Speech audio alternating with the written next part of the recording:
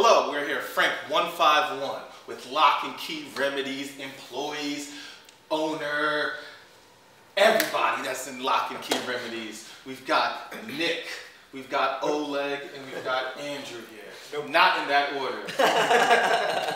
If you would, just give me a little background about Lock and Key Remedies. So yeah, my name is Oleg.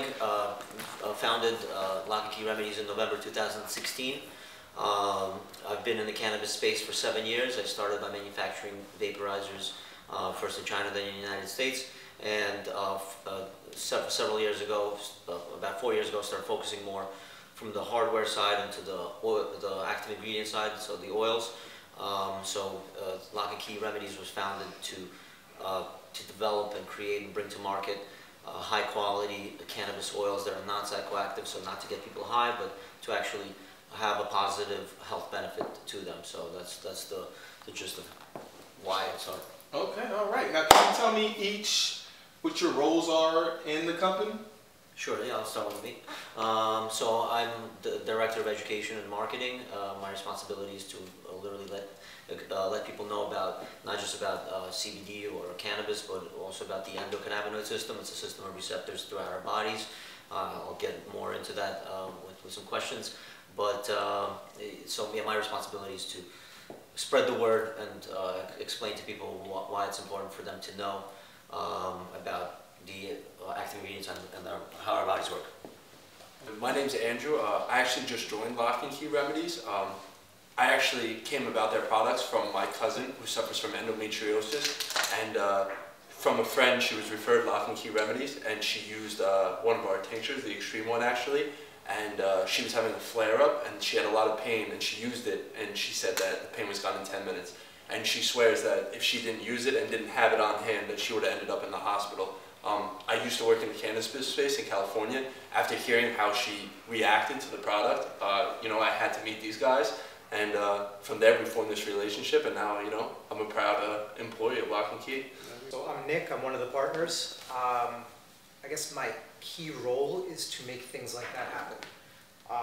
Andrew and other people that we're bringing aboard and taking what Oleg and our other founding partner, Andres, have formulated and just helping as many people as possible. You know, people see the letters CBD, right. They see hype. And you know, they see placebo and does it really work and is it effective and what do these numbers mean on the bottle and do I just put it in my mouth and swallow it? Right. You know, I don't want to smoke because that's related to cigarettes and it's bad. Like, we're educating on all these things. So bringing it to market and creating alliances with people and helping people. All right, okay, let's come together then. All right, yeah. People helping people. There we go, people helping people, that's what we gotta do. Now, is there a specific thing that drove you to CBD? Or is it just like, hey, you know what? I'm gonna jump into this field at this time. What was it? You should definitely lead on that. Sure. Yeah, no, so as I mentioned a few moments ago, I was in the cannabis space already. I came in from the THC side. For me, the catalyst was when I was in Denver, Colorado for the largest conference at the time in the cannabis space. I was embedded with a medical cannabis bus, and there I was hearing really positive results of cannabis in general.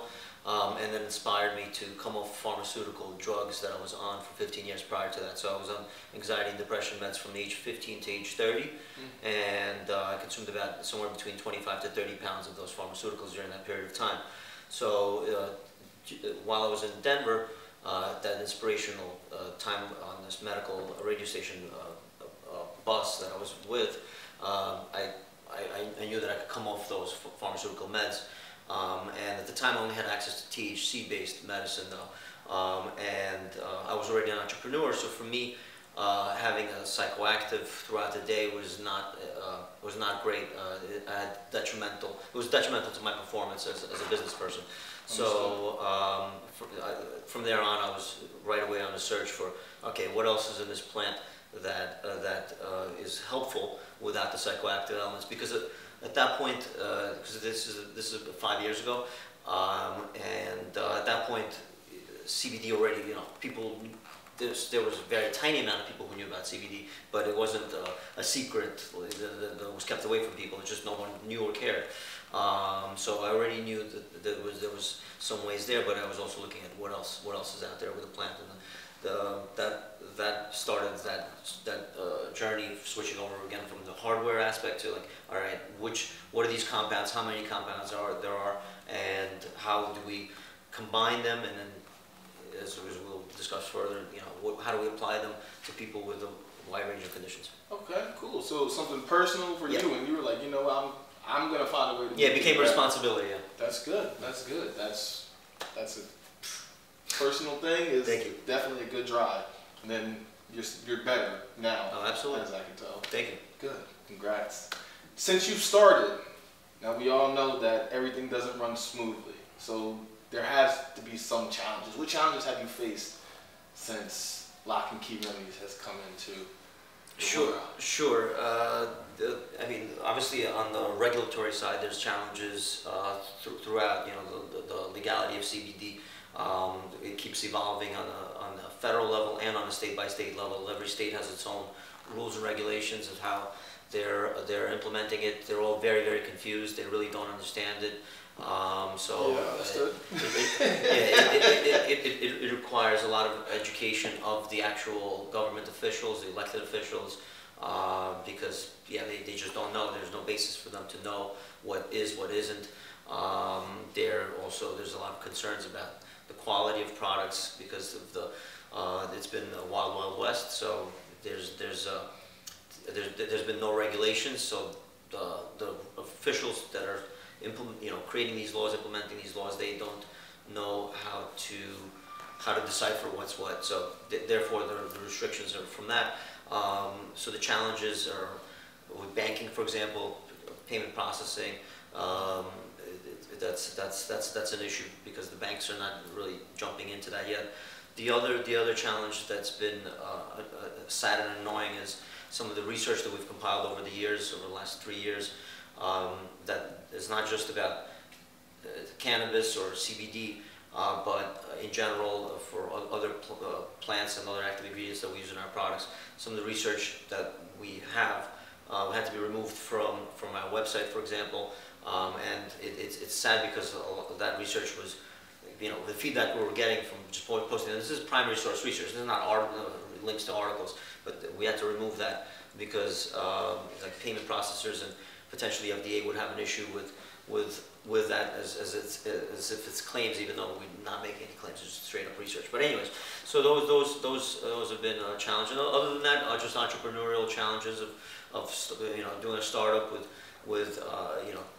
budgetary issues, cash flow issues, challenges that are normal in the scale-up process. Yeah, challenges that you're gonna face in any entrepreneurial field. Yeah, trial and error. Exactly. Swing and miss and keep swinging. Yeah, I'm just gotta keep improving. Light bulb, the old light bulb thing. Exactly. Keep making it. One of the other hurdles that we've noticed is customer education. There's a lot of people out there in the industry that are looking to take CBD to help them with a variety of elements, but they don't really understand how to use it or how it reacts with the endocannabinoid system, like he said, or even know that your body has one. Yeah, that exists, so right. Educating our customer base to really understand why Lock and Key Remedies products are above and beyond the rest is, a challenge that we've had, especially considering the fact that research and things that are supposed to be given out to educate people are being, taken down because of governmental hurdles.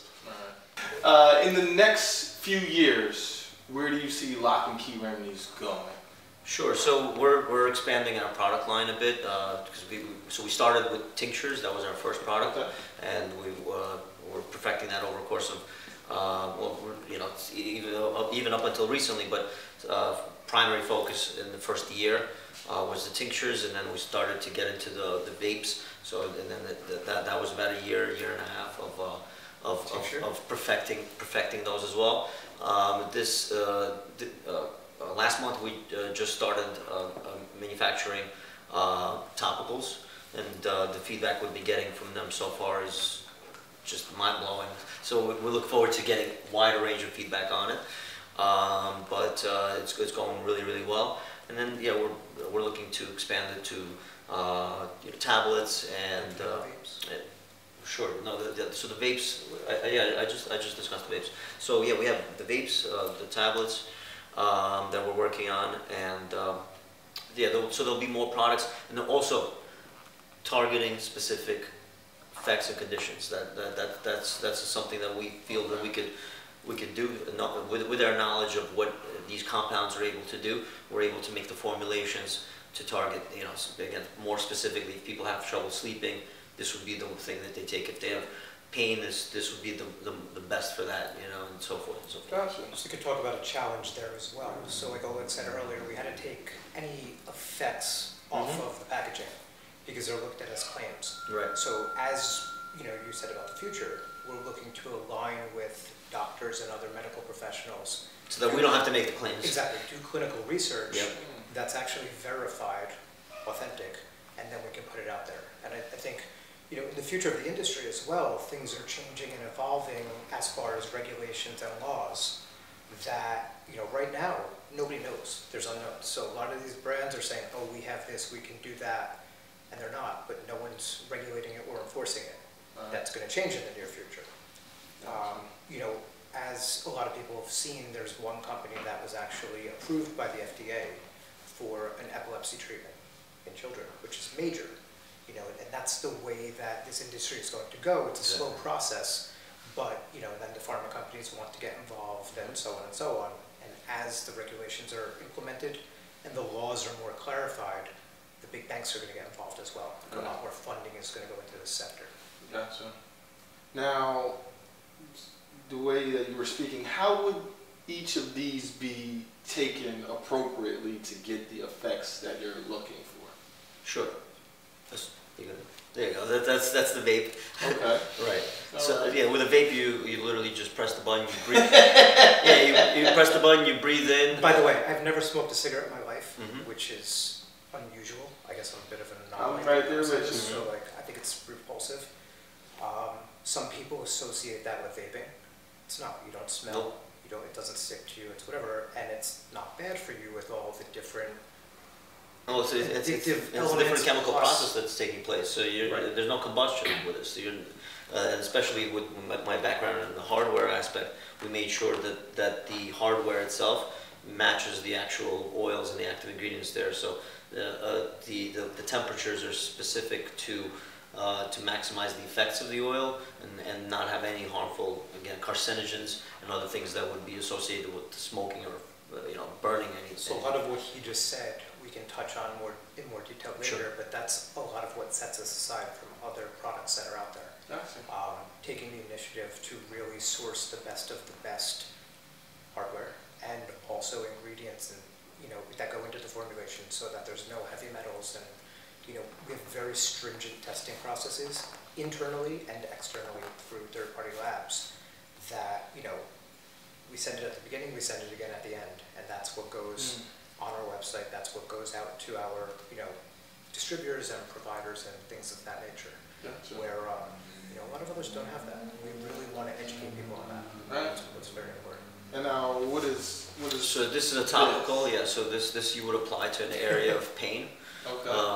or skin condition discomforts. And we're still working on the name for it because it's not just a muscle rub as the samples. Because you don't have muscles, you ain't rubbing anything. Right. Right. So it has a wide range of effects. So one thing that's very important for us is every single product that we have has no artificial ingredients. There's only plant-derived ingredients are used in all our products. So that's a very significant point to make. This one we just started putting out there probably 2 weeks ago. The formulation's been going on for how long? Years. Yeah. So we just put it out there in sample format in these tins to some of our friends and key people that we deem their opinions valuable, and the feedback has been amazing. Mm-hmm. That it actually works. Who's using it on their back, on their foot, here, there, and it's almost unbelievable. Yeah, it's really when people come back. You talk about a placebo and stuff like that, and these are people that take pills and take pain relief and even stronger things that they say do not work, and they're saying this works. So it makes you wonder.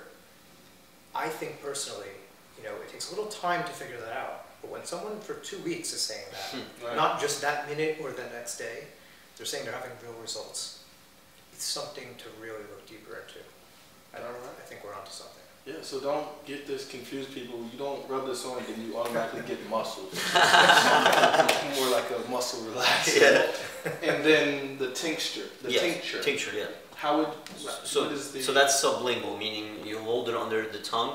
So you take an amount of oil and you hold it under the tongue for anywhere between 1 minute to 2 minutes, preferably 2 minutes, because the longer you hold it under the tongue, the more it gets absorbed through the channels there, and the bioavailability, meaning how much your body processes, is significantly higher than if you were to swallow. So, for example, if you swallow the tincture right away after putting it into your mouth, about 85% of all the active ingredients that are in that oil die while they go through the digestive tract process, through the acids and everything. So that's why it is important to hold it under the tongue for close to 2 minutes. Longer, some of the doctors even hold it longer, as many as 15 minutes, like on the ride to work, in the time of silence.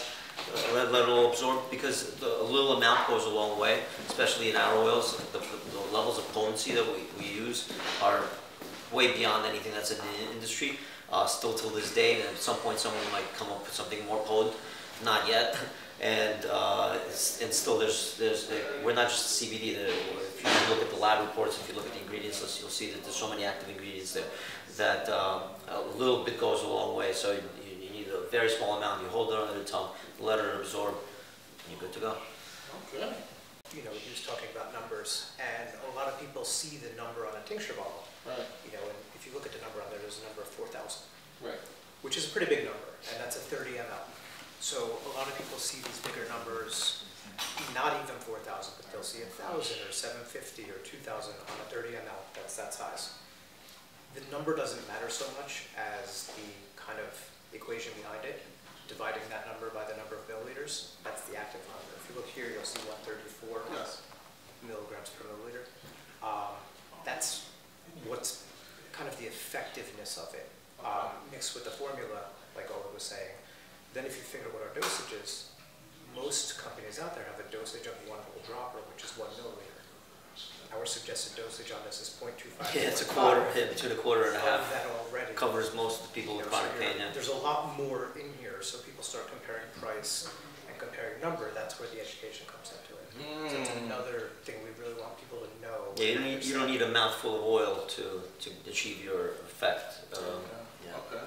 All right, so you gotta pay attention in math class. All right. Well, we make it a little bit simpler though, because in there is a gradiated dropper, so you're able to see what a 0.25 is, a quarter of a milliliter, half a milliliter, 0.75 and full milliliter. So you know exactly what dosing that is, and then you match it with the lab report, or just what it says on the bottle is pretty close to what the labs are. Our lab results actually show that it's more potent than our label says, but that's all available on our website. We make it very clear. I always have lab reports in my bag to show to people. So a quarter of a dropper is 35 milligrams in that bottle. So that's a significant dose for most people, and you're only taking that much oil. Okay. That's good to know. Definitely good to know. It makes it a lot easier to hold in your mouth for 2 minutes. Exactly. Yeah, right? Because it's not easy. Hey, you're going to have to say something. Or do something. Right. Now, when I'm walking down the street, I will see CBD at the grocery store. I see CBD at the candy store. I see CBD at Foot Locker. I see CBD at the Build-A-Bear. I see CBD everywhere. What really has CBD in it? And it's not to the point where it's like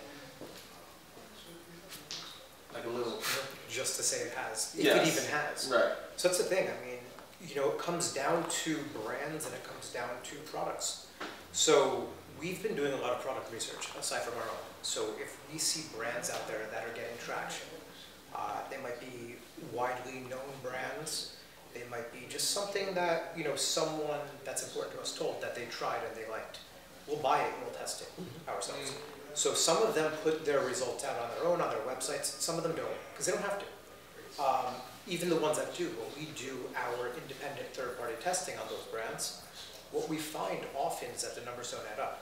So to your question, what has and what does not have? There's no rules yet. There's no rules. It's like, just because something, we've tested some brands that say they have X amount of CBD in it, and they actually have almost no CBD, but they have CBDA, or a different cannabinoid in it. You know, Or THC, or THC, yeah, they say zero THC and it has a lot. Or yeah, they say, and the illegal amount of THC. Right. Yeah. So it comes down to knowing your CBD and really doing the results. You know, it's also, you know, right now in New York, being that we're in New York, there's a gray area with food and beverage. A lot of these places, like coffee places, tea places, food places, were infusing with CBD. And that's cool, and that's going to be something in the future. Yeah. But now the state at the moment put a ban on that. They're not enforcing it. So until, I believe it's the end of May, I think it's May 31st. Yeah, then they start enforcing it, and then they basically start giving you like warnings and then early fines, and then by October they really start telling you that you gotta stop. So there's like a grace period now. And this is all while they're reviewing. Yeah. Exactly because of your question. Yeah. Until Yeah, they're they don't know real what's testing, what. They don't know the cannabinoids. Mm-mm. They're implementing those systems to test as well, I'm sure. But it's very tricky at this point. And then besides that, again, as you mentioned earlier, pesticides, heavy metals, residual solvents, major issues. If people are looking to take CBD for health benefits or to help them with certain conditions, and if they have an autoimmune condition where their body doesn't process like toxins really well, and you're giving it toxins like lead, mercury, or any sort of pesticides, then after a month or two of taking that, your body gets really messed up, and there's not much you can do to reverse that because it's already in it. So those are like the saddest cases, is when people thought that they were taking something for the better, and in the meantime it was just harming. This is another reason, in addition to our retail approach with stores and outlets like that, we're also taking another approach working with doctors and medical professionals, even holistic doctors and healers, that they can do all the research. Because, it's great to hear it from him or me or him, Right. but Yeah, more credible that's the sources. same as hearing it from the next guy or the next Correct. girl with the next brand, Yep. which there may be integrity involved, there may not be. Right. We've built this company and this brand based on integrity and kind of pledged that moving forward. Not everyone has done that. So when you have some sort of research behind it and clinical studies and additional verified sources saying, hey, what they say checks out, what they say does not check out, so be careful. As regulations come into play, it's going to give companies like ours the edge. And we're also trying to identify the other good guys out there. There's other companies out there that have quality products, that's fine. We want to align with them to form some sort of, educational group or whatever the case may be, to avoid what he was saying. When you have products that have harmful things, pesticides, heavy metals, residual solvents, what was, one of these people Organic told us, arsenic. there was arsenic on a list on somebody's lab report. Yeah, and this wasn't even a third-party lab report. No, this was their own that they put out there. Yeah, this is how little people know. They made their own PDF. They got it tested somewhere, and the salesperson was pitching to a friend of mine who is part of a physical therapist clinical group. So and they wanted to have this product in all the with all the physical therapists. And so my friend referenced to me because she was like, well, obviously, all this. So she was asking me like what the questions to ask. So I right away asked for the lab report. She asked the lab report. They send the lab report. It's not a third-party lab report. It's a combination of whatever they did. But right there, first I'm like, well, the potency level is insignificant. But right away I went to the heavy metals side, and then it shows arsenic there. So I'm like, you don't want arsenic. Yeah, you would. So I tell my friend, I'm like, look, there's arsenic here. So she tells this lady who's pitching this product to her, and the lady just says, no, this is organic arsenic. She told her this is organic arsenic. She did not. So that's where we're at. That's what we're dealing with. So she did not like give up the sale. She still was pitching like, no, this is not a problem. You still want to get this product and give it to your patients. So that's kind of the pinnacle of some of the stories that I've been, you know, a part of, I guess. Yeah, organic can't arts. make this stuff up. Organic This is really happening. That's So wow. So it's we very don't want to important be do that your brand, research. nor do we want a consumer or a friend or anyone. I wouldn't want people I don't like to have that. Yeah. Seriously, Right. it's a different level. Like we want to help people. Like Yeah. it's cool. There's a bunch of money in the business. That's awesome. I'm never going to be someone that says money doesn't matter. It's not. It doesn't make life easier. That's true. But it's not just that. It's actually helping people. When we get some of the feedback and testimonials that we get, that shit gives me chills. Like really helping people with ailments and conditions that they can't find a solution to. Not a cure. It's not a cure for anything. Yes. Whether it be a Band-Aid or whether it be a real relief that's ongoing by being consistent with it, that makes a difference. And, you know, going back to the challenges, there's a gray area of what we can tell people. We can provide testimonials and say that, but we can't make claims related to those things. So it makes it very difficult until, you know, as I said before, FDA comes in, yeah. there's some sort of regulation, there's some sort of clinical studies that documents these things and is accepted. But you know, that's really, really interesting to us.